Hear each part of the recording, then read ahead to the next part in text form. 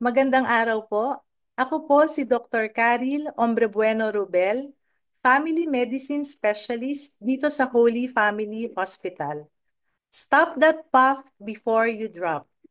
Layunin po ng open forum na ito na magbigay ng dagdag kaalaman at mga paalala tungkol sa hindi magandang epekto ng smoking at vaping at sa mga benepisyo kung ititigil ang paninigarilyo at vaping. Una, ano ang smoking?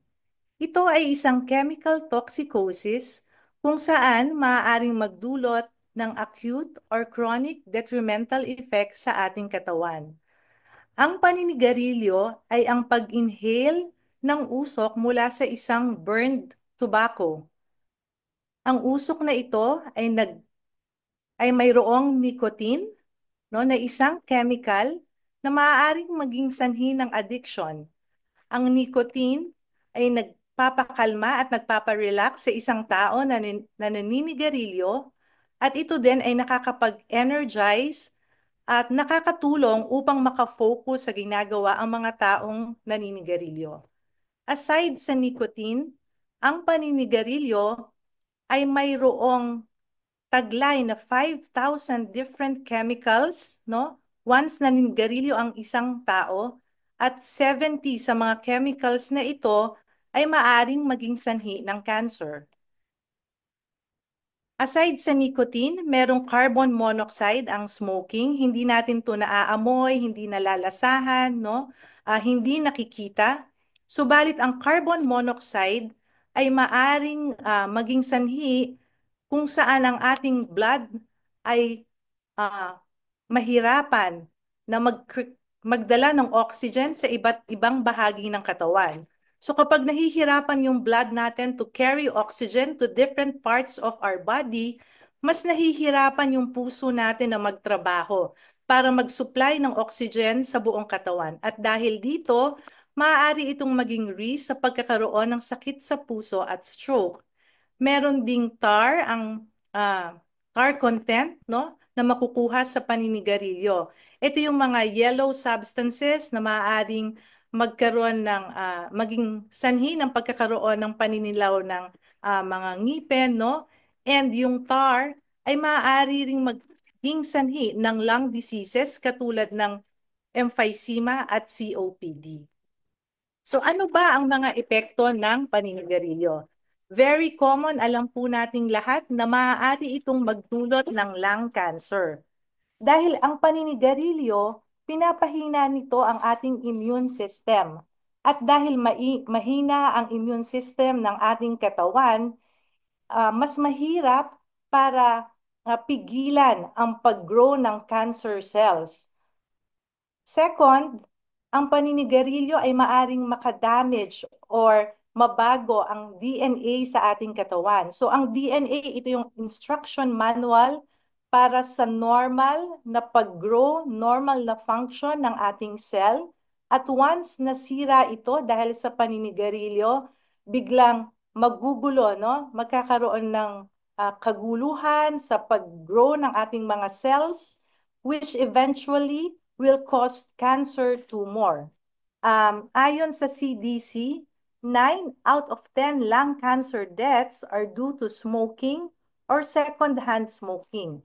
At sa ating bansa, ang lung cancer ang pangalawa sa pinaka-common na cancer sa Pilipinas. Aside sa lung cancer, ang paninigarilyo ay maaari ring magdulot ng cancer sa blood, katulad ng acute myeloid leukemia, no? Cancer sa iba't ibang bahagi ng bladder, ng cervix, colon, rectum, esophagus, cancer of the kidney, cancer sa bibig, sa pancreas, sa prostate at sa stomach. Aside sa cancer, ang paninigarilyo ay maaari ring magdulot ng ibang hindi magandang epekto sa ibang bahagi ng ating katawan, no? Katulad ng kanina na-mention ko yung heart disease at stroke, no? Sa mata, maaari itong magdulot ng macular degeneration, ng cataract, ng pagkabulag, no? Maaari ding magkaroon ng anxiety, depression, irritability ang mga taong naninigarilyo. Then, mabawasan ang ating panglasa at pangamoy, magkaroon ng tooth stain, problema sa mga gums, and then very common, of course, yung problem or side effects sa lungs katulad ng COPD at asthma. Maaari rin magkaroon ng diabetes, and then effect of course on the reproductive health, no? Maaari magkaroon ng infertility, hindi pagbubuntis, or miscarriages. Kung naman naging successful ang pregnancy, nagkakaroon ng birth defects ang mga bata o nagkakaroon ng developmental delays. So, mga iba pang sakit katulad ng yun na mention ko sa mata, sa immune system at rheumatoid arthritis.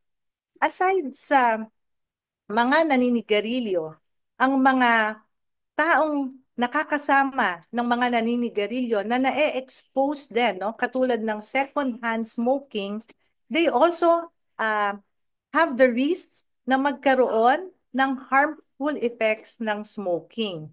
So yung mga nakakalanghap, no, ng usok mula sa paninigarilyo, sila yung mga tinatawag natin na second-hand smoker.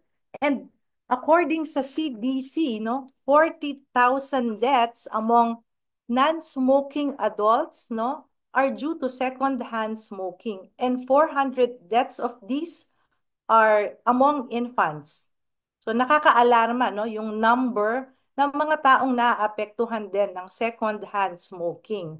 And since they have the same risks, katulad ng mga naninigarilyo, maaari din silang magkaroon ng mga stroke, coronary artery disease, lung cancer. At yung mga immediate na effects sa kanila, yung mga nasal irritation, yung iba nagkakaroon ng asthma, nagkakaroon ng ubo. Sa mga bata, sa mga infants, no, very common respiratory infections and sudden infant death syndrome. So yung second-hand smoking, nalalanghap din kasi, no, ng mga naka-expose dito yung mga inflammatory substance from smoking. Within 60 minutes, no, after ma-expose, nandun sa katawan, sa sistema ng katawan, ng nakalanghap, yung mga harmful chemicals na to. At maari itong magtagal sa katawan ng isang tao 3 hours after the exposure. So katulad ng mga naninigarilyo, ang mga exposed sa second-hand smoking ay at risk, no, sa mga side effect, no? So the longer the duration that they are exposed to second-hand smoking, and the higher the level of exposure, the greater the risk of developing lung cancer. So next is the third-hand smoke. Ito mga bago lang. We learn about third-hand smoking nitong mga nakaraang ilang taon lamang. So saan ba natin nakikita or paano na-expose sa third-hand smoke? So kapag ang isang taong naninigarilyo ay naninigarilyo sa loob ng kwarto, ng bahay, ng kanyang opisina, no? Yung mga naiiwan sa mga surfaces katulad sa damit, sa furniture, sa beddings, no?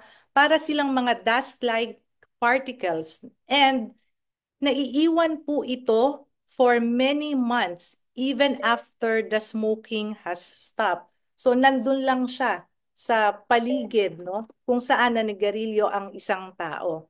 And hindi siya basta-basta natatanggal kahit buksan natin yung bintana, gamitan ng electric fan or ng aircon, nandun lang siya. And even the household cleanser na ginagamit natin sa bahay, hindi nito agad-agad natatanggal ang mga particles from smoking.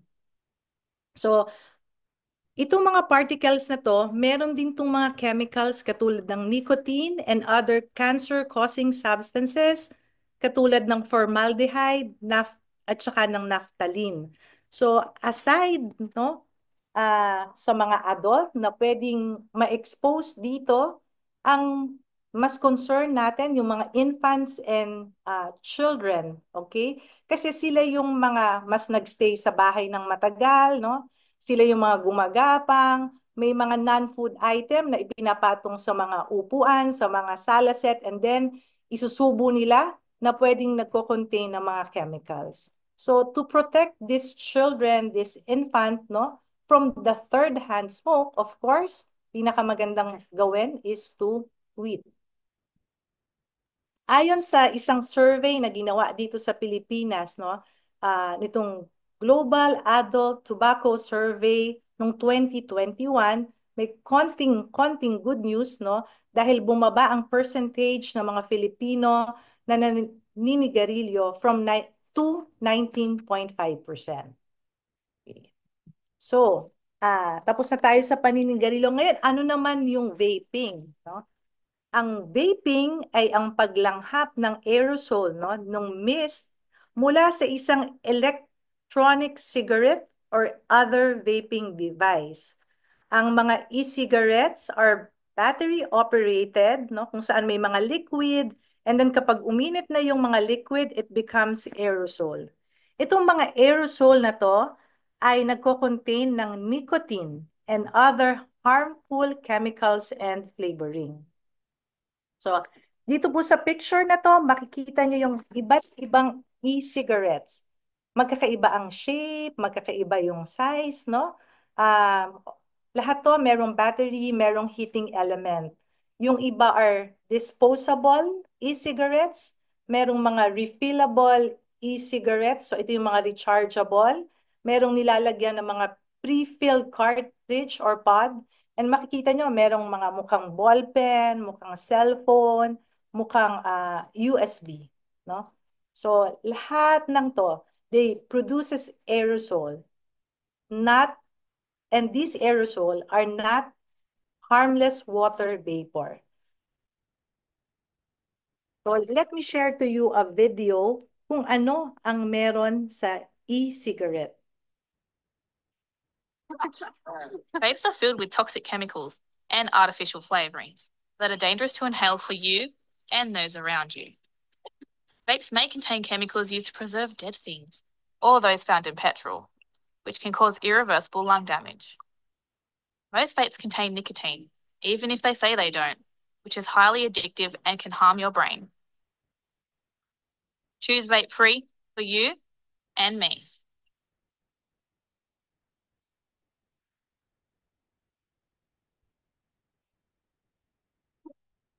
Okay. So, dun sa video, no, emphasize ko lang yung mga nalalanghap from vaping, from the e-cigarette, no?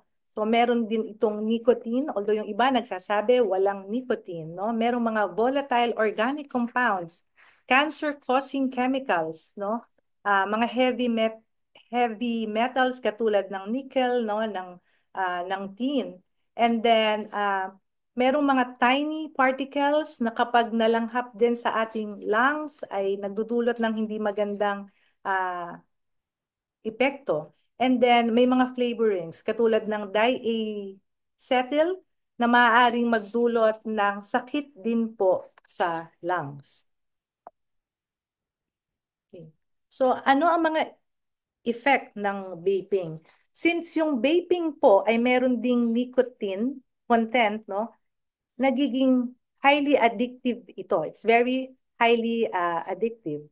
At ito rin ay maaaring magdulot ng masamang epekto sa mga buntis, no? So yung mga baby na nasa tiyan ay maaaring maapektuhan. Uh, Hindi rin of course maganda ito sa mga pregnant women, no? Because it can harm the development, the brain development of their babies. And yung vaping, kung saan very common sa mga bata, no, ay maaaring makaapekto sa kanilang brain, sa control attention, sa learning, sa mood, at sa mga impulse control ng mga kabataan. So, may mga pag-aaral na nagsasabi na ang vaping ay maaaring magdulot ng anxiety and depression. Aside from that, maaari din itong maging risk for future addiction, no? to other drugs and also to smoking tobacco.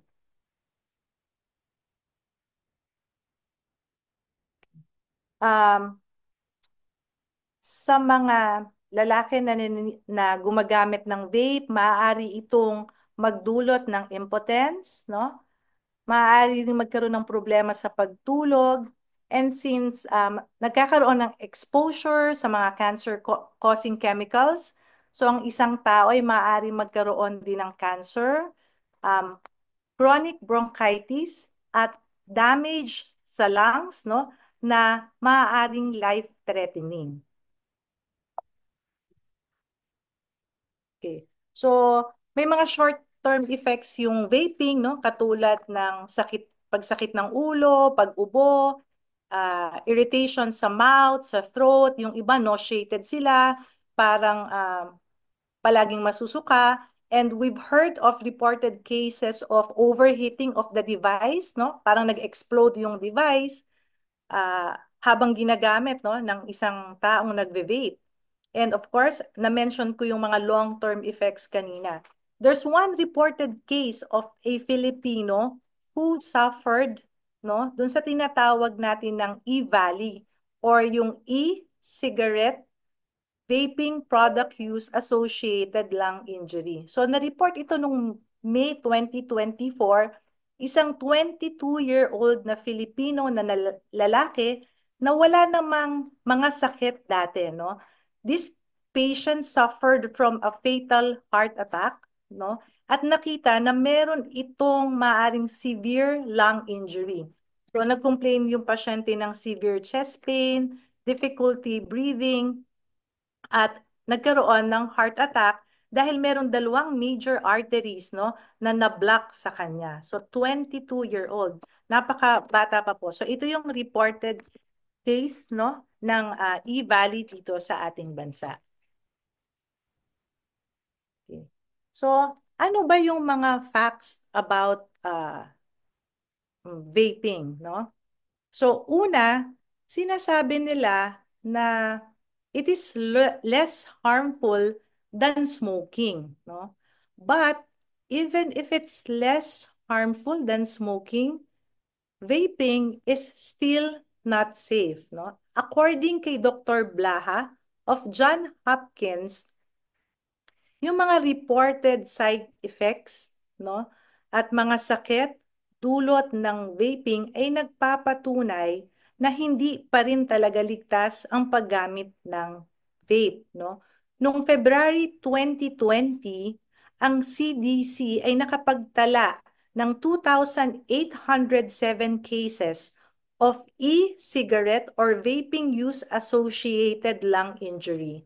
And out of these 2,800 cases, 68 deaths were attributed to that condition. Second, vaping is bad for the heart and the lungs, no? So, yung nicotine, it's a very toxic substance. Pwede itong magpataas ng ating blood pressure, no? It spikes our adrenaline, so bibilis yung heart rate, pwedeng magkaroon ng heart attack.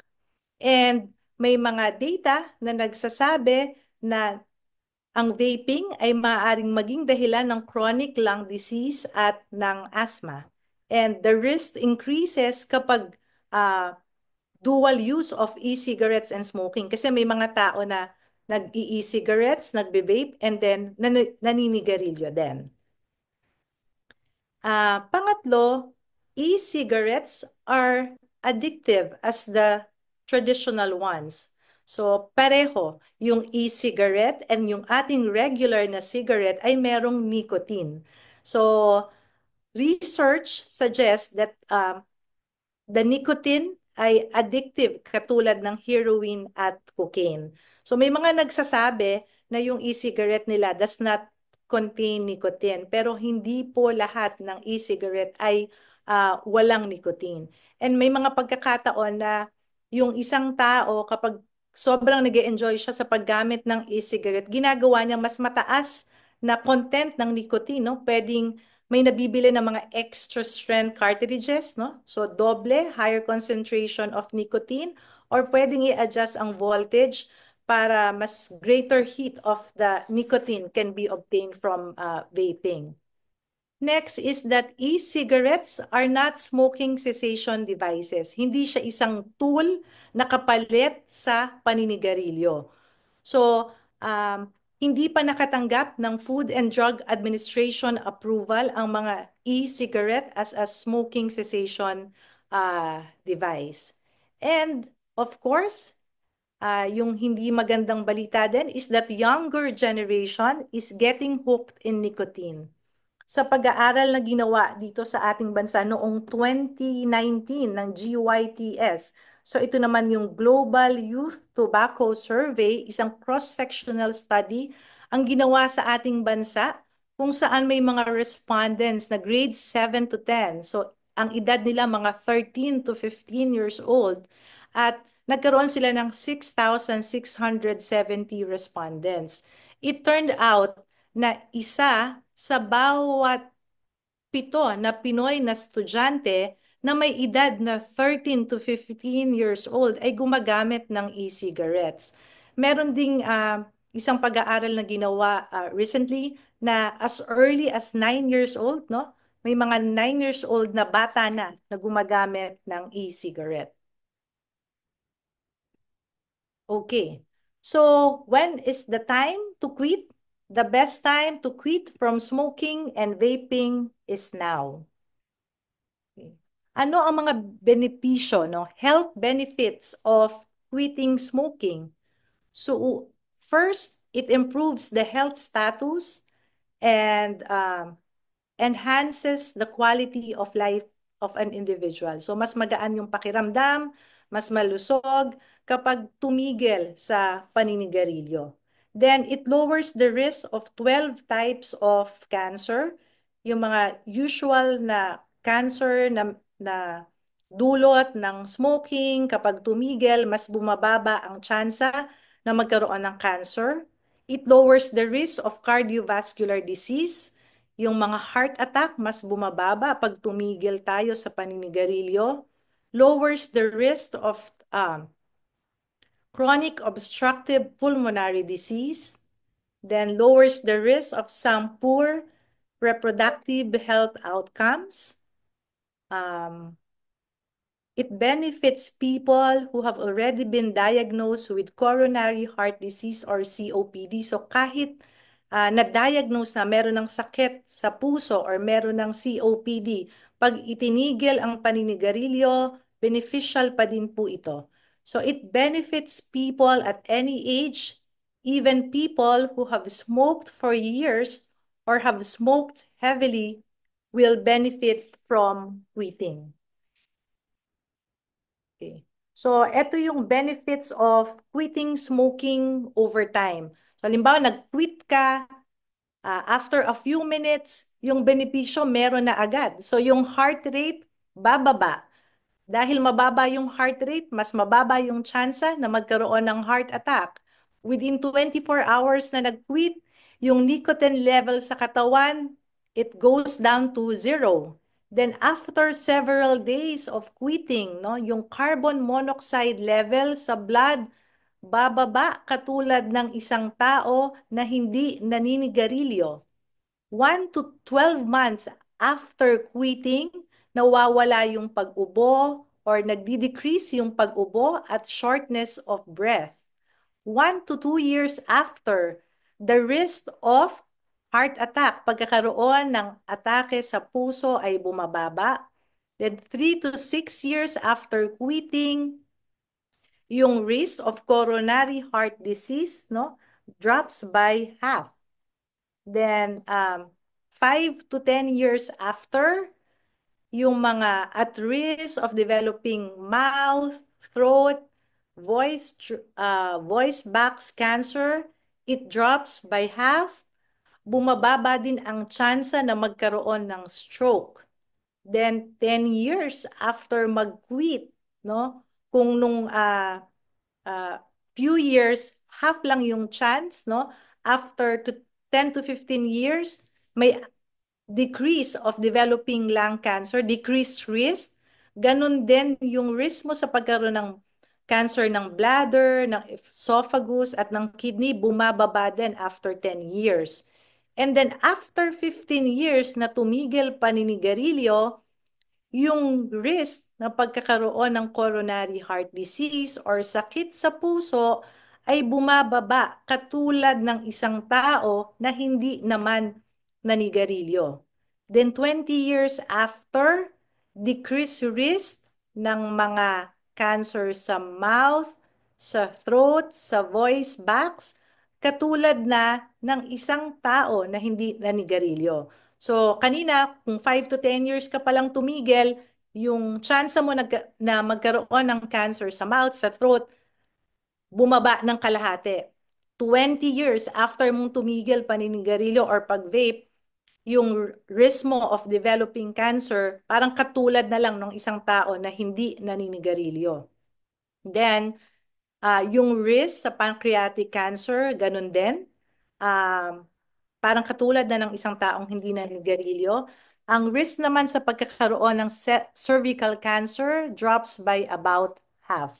So, from those slides, makikita natin, no, yung benefits kapag tumigil tayo sa paninigarilyo. So, kahit na-diagnose na po ng coronary heart disease o ng COPD, magiging mabuti pa rin na itigil ang paninigarilyo. Of course, sa pagbe-vape naman, no, ito yung mga benefits of quitting from vaping. So, it improves health, no?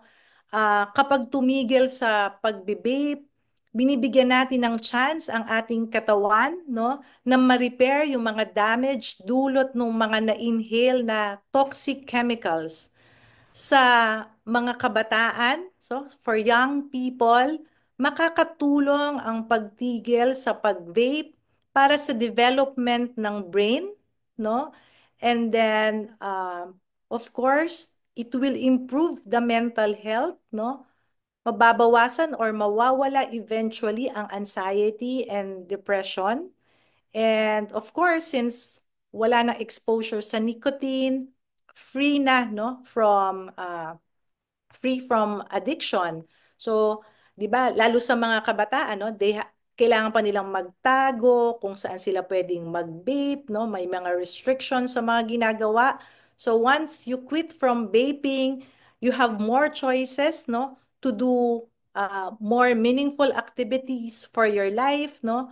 Walang mga restrictions on um, paghanap ng place kung saan pwedeng tumakas para mag-vape, then it help your friends, your family, and the environment. So katulad ng smoking, of course, there's passive vaping, no? Yung na-expose din yung mga katabi natin, yung mga kamag-anak natin, mga kaibigan natin na hindi naman naninigarilyo. So sila din magbe-benefit when we quit from vaping. So, sila din hindi na-expose sa nicotine at sa mga toxic chemicals and vapor, no? And sa environment, of course, because we are using plastic, no? May mga pods, uh, at ang iba dito ay non-renewable fossil fuel. So, hindi ito marirecycle dahil merong nicotine content. So pupunta to sa landfill, makokontaminate pa yung ating environment. And meron ditong mga heavy metals, may mga batteries. And it will take a long time, no, bago ma-degrade. So when you quit vaping, you also help the environment.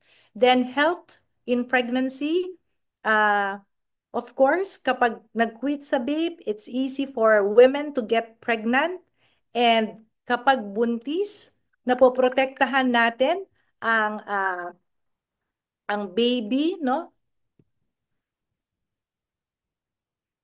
Napoprotektahan yung baby from harmful chemical dulot ng e-cigarette.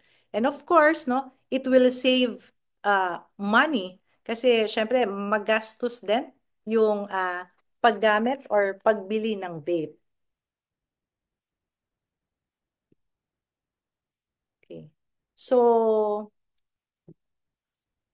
ang DOH, ano, ay meron tayong programa no? Sinusuportahan ng Department of Health ang pagtigil sa paninigarilyo. So we promote smoke-free individuals. Gusto natin na mag-initiate, no, ng mga programa upang itigil ang paninigarilyo, ganun din ang paggamit ng vape. So, in doing so, first we have programs to prevent smoking habit initiation and then assess for nicotine dependence, no? Tinitingnan natin yung mga naninigarilyo, kung gaano na ba sila ka-dependent on smoking. We asked our patients on the readiness to quit. So if they are already, we give them programs. Kung hindi naman pahanda para mag-quit sa paninigarilyo, may mga programa or counseling din tayo para sa kanila. So we conduct interventions to help these smokers quit. Okay. So merong 5 steps, no, na recommended ang American Heart Association to quit smoking and vaping. So una, set a date. Set your quit day. Kailan ka ba desidido na titigil sa paninigarilyo? So, choose a date ang recommendation nila within the next 7 days kung kailan ka titigil sa paggamit ng tobacco products, and that is your quit day. And you inform everybody around you that you are actually planning or quitting to smoke or to vape.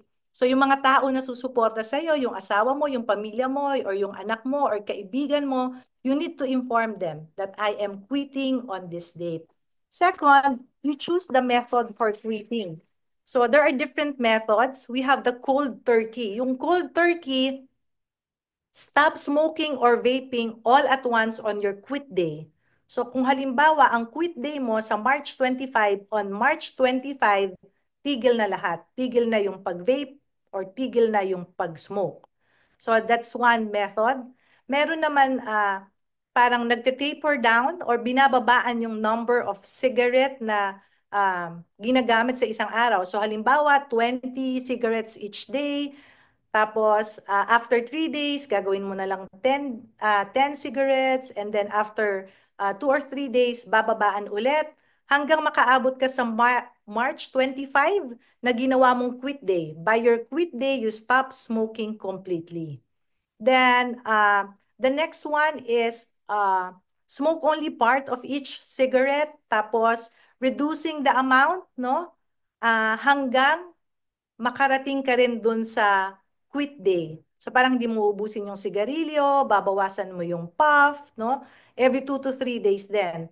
Then, before you reach pagdating mo ng quit day mo, stop smoking completely. Then, next, talk with your healthcare professional. Okay. Talk with your healthcare professional. So, kung kinakailangan mo ng mga nicotine replacement therapy para maging successful sa pag-quit, kung kinakailangan ng individual or group counseling, no, you talk to your doctor, to your healthcare professional. Then, make a plan for quit day and afterward. So, recommended na merong mga ibang activities na gagawin. Merong healthy snacks available. So, may mga fruits, may mga vegetables, mga nuts, no? Sugar-free mints and chewing gum. Then, magplano or gumawa ng mga activities kung saan kapag natitempt kang mag-smoke, ito yung gagawin mo. So, pwedeng manood ng movie, pumunta sa gym, pumunta sa mga kaibigan na hindi naninigarilyo, no? Or mag-try ng ibang hobbies. Pwedeng mag-painting, kumanta, mag-knit, mag-garden, no? And tanggalin lahat ng mga gamit sa bahay, sa opisina na magpapaalala, no, ng paninigarilyo. So, alam mo, yung mga cartridge, yung mga ashtray, tanggalin lahat sa bahay. And of course, finally, no, quit tobacco on your quit day. Kung goal mo, sa March 25 ka mag-quit, you quit on that day. Okay. So, thank you sa pakikinig. Kung meron po kayong mga katanungan, so feel free to ask your question. And these are my references.